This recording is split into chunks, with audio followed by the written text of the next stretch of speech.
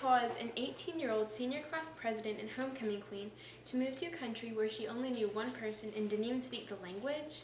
That's exactly what Katie Davis did. Now, Katie was your average American girl. She was born and raised in Nashville, Tennessee, and had many comforts: loving family, friends, and a bright future. Katie was raised in a Christian home, and as a young teen, she began to dig deeper into God's Word. Katie had plans: go to college, get married, have a career and kids. But in high school, she sensed that God was leading her down a different path. When she first told her parents of her plan, they were shocked. Uganda? What about college?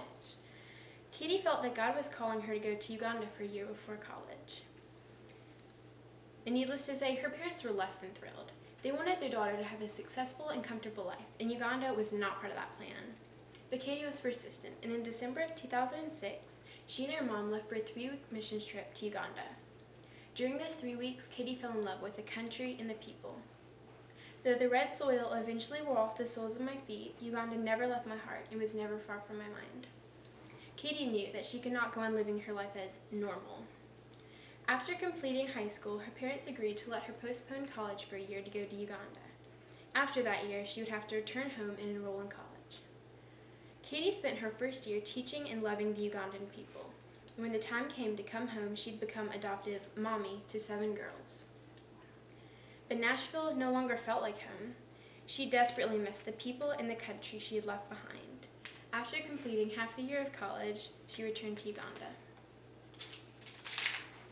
Katie was overjoyed to be back in Uganda and continue to love and care for the people. Over time, she became mommy to 7 more girls, making her children come to a total of 14. Katie has gone through many tough times, but still relies on God. In 2008, she founded Amazima Ministries. Amazima means truth in Lugandan. They feed, educate, and encourage the poor and vulnerable people in Uganda. Whether she's feeding children, helping the sick, or holding a Bible study, Katie is always willing to help and share God's love.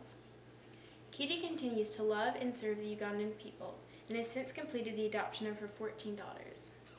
In 2011, she wrote a book called Kisses from Katie, which tells her story, from her first missions trip to Amazima, becoming mommy to 14 girls. Katie shows that with God's help, one person can do incredible things.